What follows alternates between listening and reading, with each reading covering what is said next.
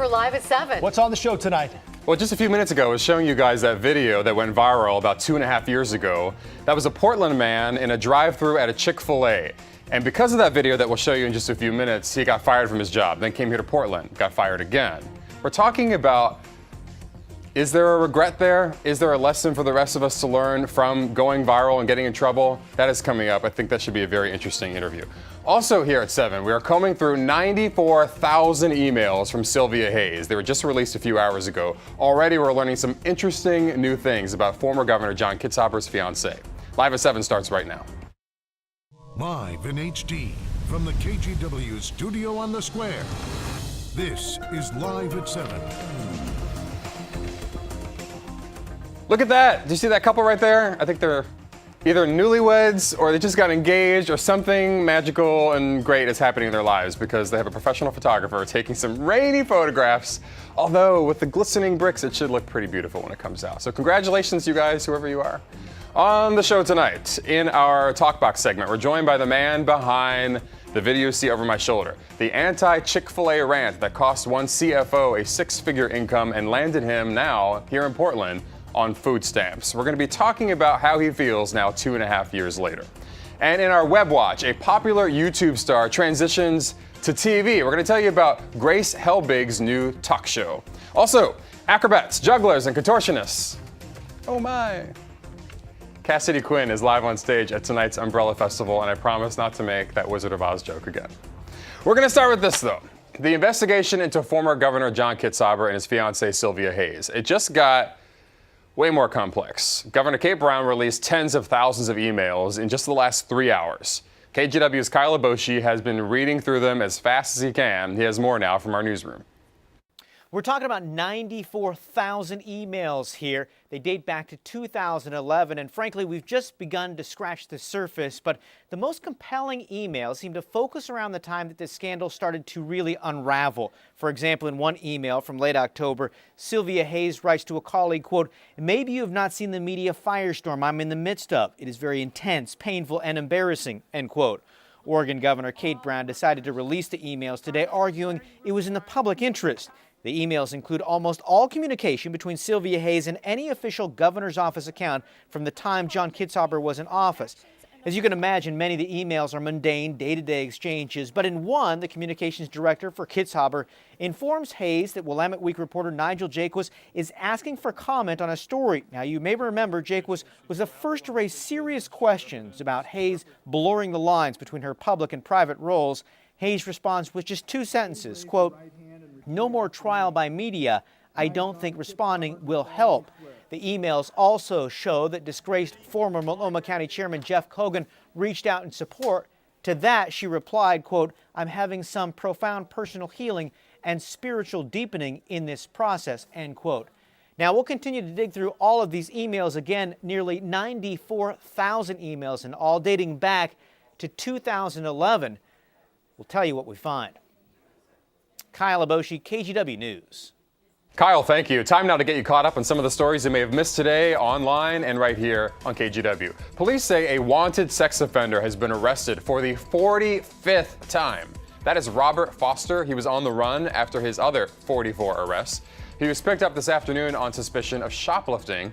Foster had spent 90 days in jail, and police announced that he was on the run when he didn't show up for a meeting with his parole officer. He was caught, by the way, at the Safeway in the Pearl. Grant High School administrators are looking into racist and misogynistic messages that students are accused of placing on social media. According to the school publication, Grant Magazine, the posts were made by freshmen on a private Instagram account. Posts reportedly include racial slurs and references to rape. Grant Magazine says some of the students have already been suspended because of those messages. You may be allowed to drive faster down Oregon highways soon. Lawmakers heard testimony on a bill that would increase the speed limit from 65 miles an hour to 70 miles per hour for a majority of vehicles in interstate highways. It would also raise the state highway speed limit from 55 to 65. Opponents include the Oregon chapter of American College of Emergency Physicians, who noted that speed plays a role in 30% of all fatal crashes. South Albany High School students will go back to class Monday after a fire destroyed the cafeteria. Most classes will still be where they were before. They do have to make some adjustments about where these students are going to eat. Police arrested Zachary Lee Burkhardt for the fire. Officers had previously arrested him for a string of other fires in Scio last year. Governor Kate Brown is going to be the Grand Marshal for this year's Portland Pride Parade. Brown is the first person to become governor in any state while openly part of the LGBT community. Brown is bisexual. This will also be the first time a sitting Oregon governor has led the Pride Parade here in Portland. That parade happens on June 14th. You have a chance to test out some new ice cream flavors at Salt and Straw, and they are created by local students. How fun is that? Flavors like Honey Bear and Gummy Wummy Surprise Sorbet.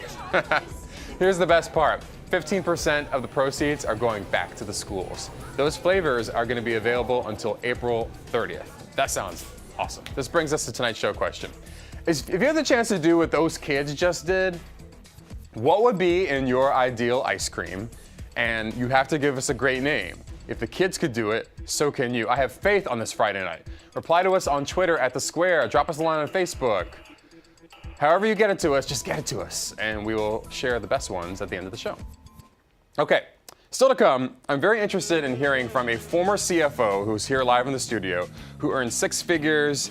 He had quite a bit of money in stock options, and now he's here in Portland on food stamps. People have to have their Chick-fil-A anti-gay breakfast sandwich. A 2-minute and 20-second video changed his life. That's the man that we're about to talk to, Adam Smith. We're going to talk about the backlash that he's faced even 2.5 years later, and what regrets, if any, he has, and how maybe we can all learn from this situation. That's when we come back.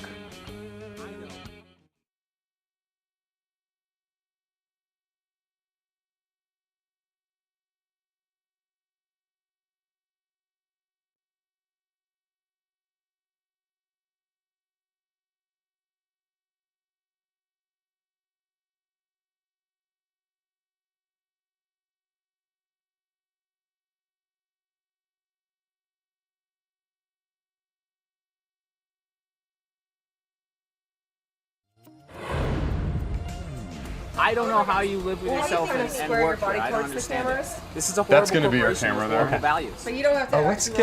Let's get him a thing. Okay. Do you mind if you step on that? I'm Yeah, I'm exceptionally really tall. Yeah, thank you. And am I looking at you? You are going to look at me, yeah. Okay, great. I just try to get people to keep their kind of shoulders and body That square way. to the camera Yeah, so that yeah. you're not totally turned to me. Great. I'm going to kind of stand over here so you can more naturally that? look at me. Does that seem okay to you? Perfect, yeah. Okay, great. Yep. Okay. All right. And where am I going to start here? On 21 or 22? 22? Okay. Yeah. Then we turn to 21. Okay.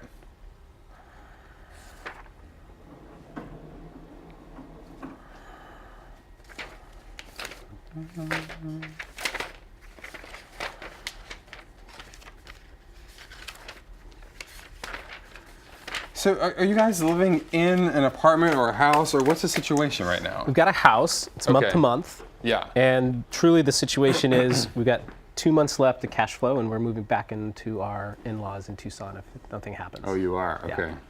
yeah. We've decided to get through the school year with the kids so we don't keep moving them in and out of school. Okay. Yeah. And what does your wife do? She's a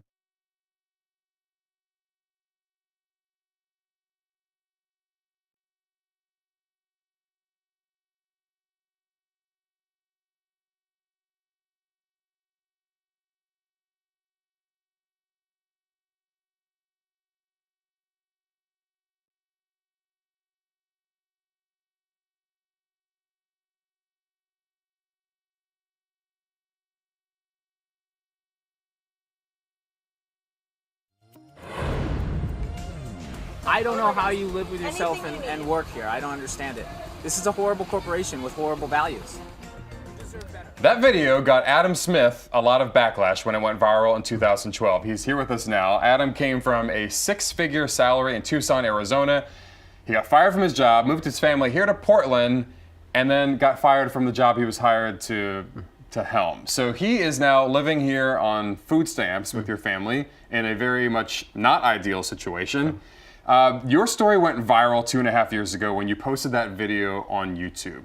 And when you did that, the moment that you posted it on the website, did you have regrets then? Yeah, I actually went back to apologize to her almost immediately, but the line was so long on Chick-fil-A Appreciation Day. So I went back the next morning to go and apologize to her. And we should explain, the reason that you were at a Chick-fil-A drive-thru was because 2.5 years ago was a time when the company, Chick-fil-A, based in Atlanta, they made some statements that suggested that they were anti-LGBT rights, that they were anti-same-sex marriage, Right. and there were protests that were happening across the country on both sides of that issue. So you decided to drive through and confront the woman who was working the drive-thru at that time. Yeah, it was part of a YouTube video protest, and others went through the drive-thru as well across the country to order a free cup of water.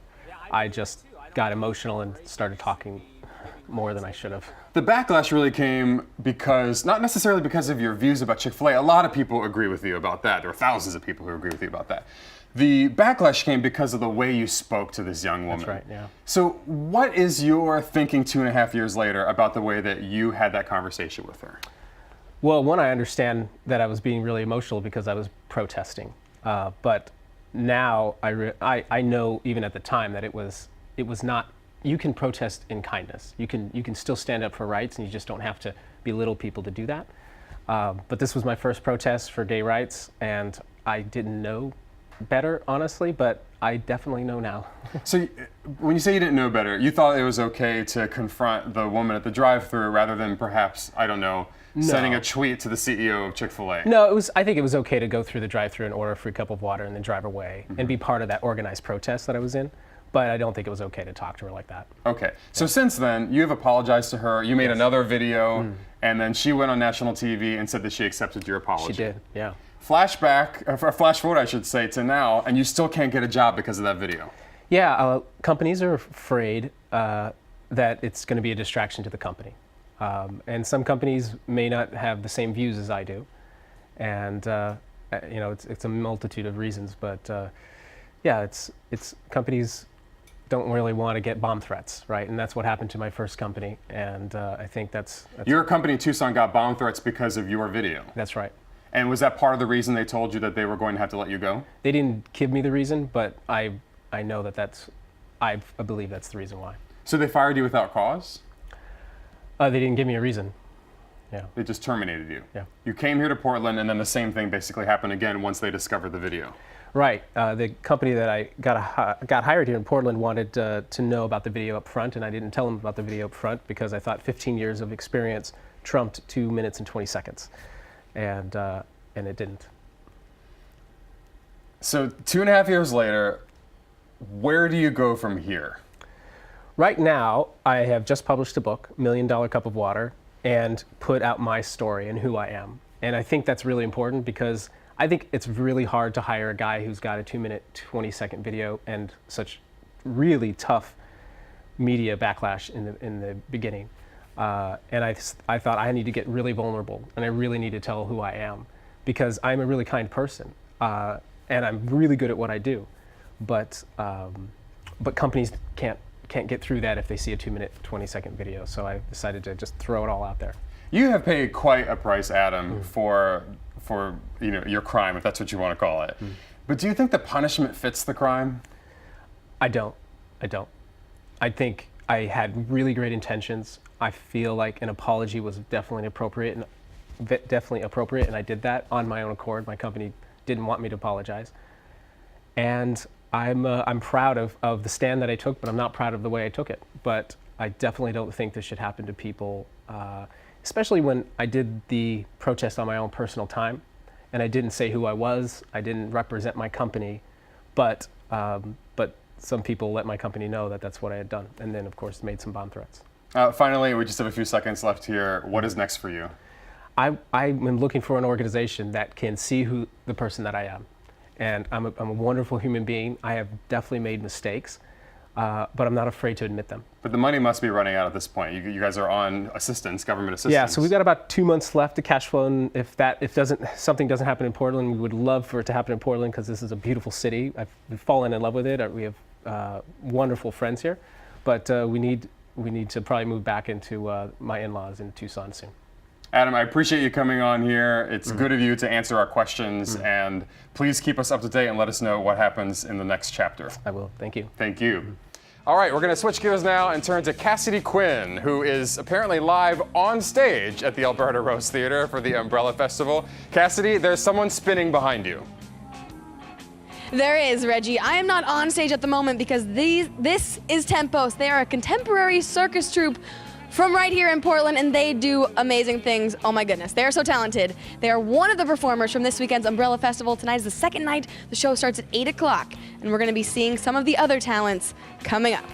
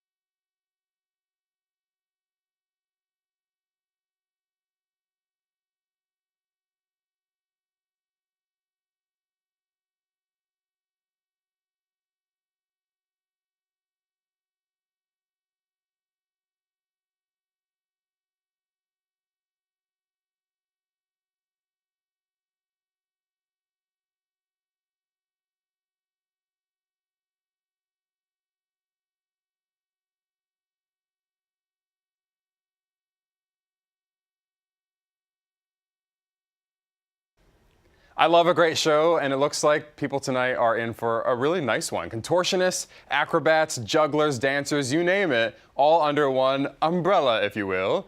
The Umbrella Festival is underway at the Alberta Rose Theatre, and KGW has been telling you about this all week long. The doors finally open tonight, and Cassidy Quinn is live for us in the theater. What they're doing is really quite incredible.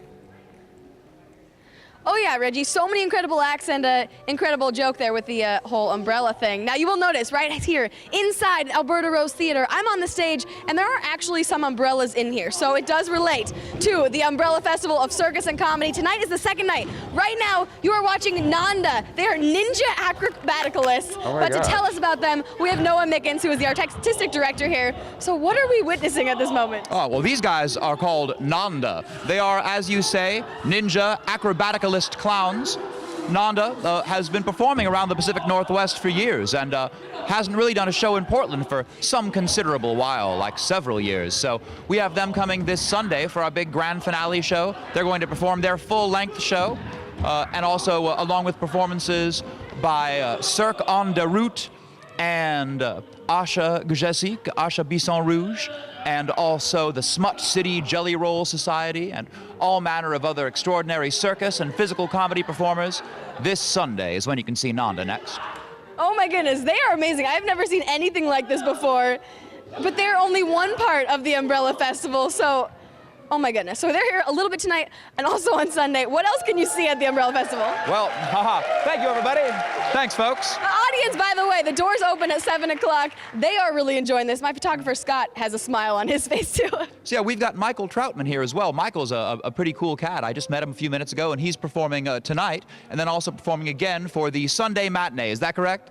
For the Sunday matinee. There we go. We have confirmed it. So, Michael, you have a lot of ping pong balls. What do you do with those? Howdy, I'm known around the world as King Pong, the premier performer of ping pong and ponderables, prestidigitation, and propulsion on the planet. And I am a professional target shooting ping pong spitter. Would you like to see a little demonstration? I would love to. You can help me out. Just stand right there. Here, take these safety glasses, put those on. They're just for show. And I'm sorry about the tape. I had an unfortunate incident in an earlier show. All right, you're going to stand there. You're going to look at me real still. I'm going to take a cup and set it on your head and knock it off with the ping pong ball from my mouth. Ooh. Ooh, the crowd goes wild. Let's not use the big cup. Let's use the little cup, huh? That'll be fun. All right, here we go. I've never seen a cup that tiny. Here we go. Right there. Don't move and don't worry. I saw this done on TV once. Is it gone? Did it go? Yeehaw! That was amazing. Michael Troutman, everybody. What else do you do on stage? Well, I'll be later in the show be doing more amazing feats with ping pong target shooting, also a little magic and juggling. Tricks with ping pong balls you never thought were possible. I didn't think that was possible. And you're here all the way from Maine? Sure. I got another one. Here we go. I'm going to toss this ball in the air and hit it with the one from my mouth. You ready? Up in the air. Huh. Yeah! What is that? I need to play ping pong with this man. Michael Troutman, everybody. The crowd is going wild, and the show has not even started, Reggie. The show starts at 8 o'clock. Tickets are $20 at the door, I believe. Are there any tickets left? There are tickets left. They're $20 at the door for general admission, $12 for youth, so bring the kids. And if you want, I think we still have a few premium seating tickets available for only $30 that guarantees you a spot in the first few rows, right in the center. So get here right now. Alberta Rose Theatre, the Umbrella Festival goes all the way through Sunday. I mean, Reggie, I don't know what else you want from a segment. That was so much fun. I can ask for literally nothing else. And I just tweeted out, if you are missing King Pong on KGW, you are wrong. Oh, yes. Thank you, Cassie. King Pong, right here. that was something else. Time for Breaking at 10, a kidnapping suspect in custody after a high-speed police chase. It spanned from Vancouver down to southeast Portland. We are live at the scene. Plus, the search for a flasher tonight. 2 teen girls say a man exposed himself and called out to them. And a huge night for sports fans. Timbers look to get their first win. Blazers hosting the Pelicans. And the Winterhawks hope to get ahead in the playoffs. We've got all your highlights. This is KGW News at 10 on Portland's CW32. We begin with breaking news tonight. A high-speed chase lands the suspect and 2 Portland police officers in the hospital. It started in Vancouver and came to an end near 92nd and Holgate in Portland. KGW's Art Edwards is live at the scene. And Art, police say the suspect kidnapped his own girlfriend. That's right. You know, they say it did start out with that kidnapping here in Portland and then turned into a wild chase. Now, the white car that you see back here on Holgate is the car that police were chasing. There are also a couple of damaged police cars. Police are still out here right now working on the investigation. It is quite a scene here at 92nd and Holgate. There are police all over the area, and they have been here for several hours. The suspect was taken by ambulance to a hospital with non-life-threatening injuries.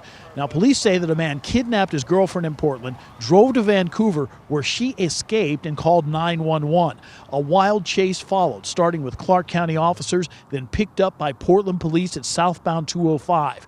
The car got off the freeway at 82nd, sped through a neighborhood before the end of the chase came here at 92nd and Holgate. Now, we were able to catch up with a woman who was in the intersection when the suspect's car and police sped by. One policeman came by as I'm coming up 92nd, and so I moved over, and then I looked up, there's another, and it seemed like there were 5, and by the time I got here, they were all over, like 15 of them, and then I saw this crash where they hit it head on. It was a good head on. Loud bang? Yes, definitely. Now, 2 Portland police officers with non-life-threatening injuries were taken by other Portland police officers to hospitals. They are going to both be going to be okay. The suspect is in custody. He is also in a hospital. Now, the intersection right at Holgate and 92nd is still closed, has been closed for several hours. They are still out here working on the investigation, and it could be closed for quite a bit longer. Back to you. Glad they got that chase stopped and the guy in custody. Art, thanks. Also breaking tonight, Oregon City Police are hoping you can keep an eye out for this missing teenager. This is 15-year-old Sierra Harper. She's been missing since Thursday. Her mom says she saw her Thursday morning as Sierra was getting ready for school, but Sierra never showed up. If you have any details, contact Clackamas County dispatchers. Tonight, we are remembering Gretchen Kafoury, a huge name in Portland politics and a woman ahead of her time. Hundreds of people gathered together at a memorial this afternoon to honor Kafoury. She spent 40 years in public service and passed away last month at the age of 72. And it meant so much that she cared about the things that other people thought were totally unimportant, but were in fact really important to those people. She was my best friend, as well as a grandmother. Gretchen has passed a torch to all of us. She wants us to be bold. She wants us to speak our minds. She wants us to understand that service is powerful, even when it comes at a cost. On the stage of our life, we get to perform only once. Our lives are our moment on stage, both our debut and our swan song. We hope to make a difference, to be remembered, preferably in a good way. And I can think of no better example of that than my favorite sister. Kafoury's hard work in public service will be remembered for years to come. Maggie Vespa dug into the KGW archives for a look at Gretchen Kafoury's legacy. I think I do work pretty well with most people, and maybe my impatience brings some momentum to government that sometimes is pretty staid and lethargic. After years in the Peace Corps and as a teacher at Portland State, Gretchen Kafoury broke onto Oregon's political scene in 1970. Her sights set on issues such as gender equality, gay rights, and homelessness. She co-founded Oregon's chapter of the National Organization for Women and led an effort to end a more than 50-year ban on women in the Portland City Club. Her work on political causes soon led to a life in politics. By 77, Kafoury was serving as an Oregon state representative. Throughout the 80s and 90s, she held seats on the Multnomah County Commission and the Portland City Council. Let's do it! All the while, she worked tirelessly to help victims of domestic violence, expand the role of nurses, and increase access to low-income housing. I will be glad to have one housing agenda that says these are the goals. We must have safe housing. In 1998, the Washington native with a degree in music stepped down from political life and returned to PSU to teach classes on homelessness and poverty, thereby solidifying her status, some say, as the conscience of our community. Kafoury is survived by her 2 daughters, Catherine and Multnomah County Chairwoman Deborah Kafoury. Family has asked that donations be made in her name to a handful of local charities, including Street Roots, Transition Projects, and Human Solutions. Developing tonight, police are searching for the man who exposed himself to 2 teen girls in southeast Portland.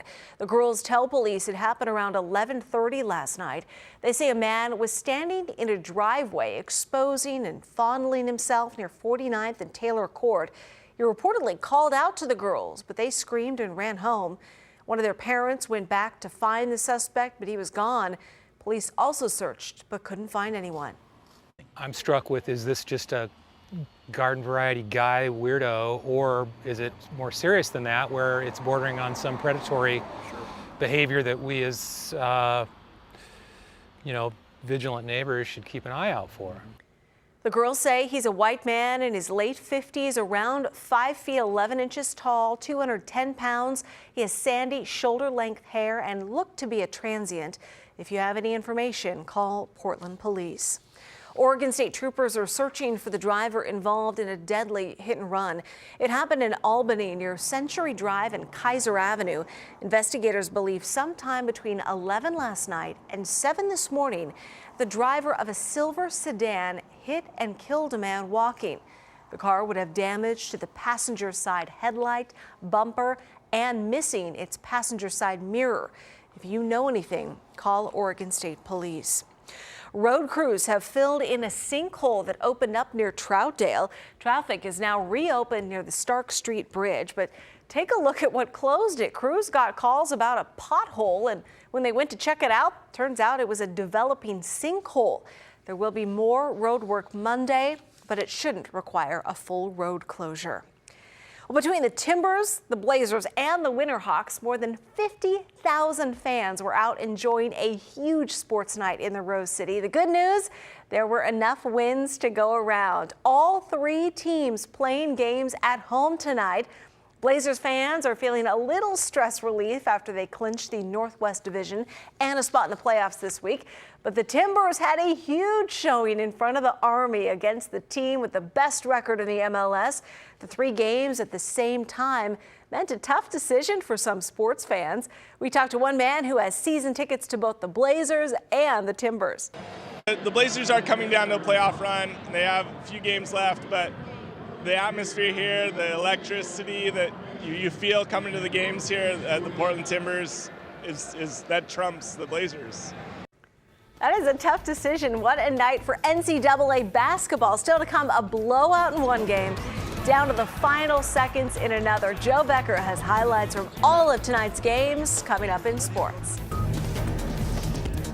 Well, we thought today had a good chance of being dry. By golly, it was, except for some showers over the Coast Range, but they are gone. And with those being gone, it sets up an excellent chance to have a nice morning for Easter. Right now it's 46 degrees. I still think we get wet before tomorrow ends. I'll have that forecast for you coming up.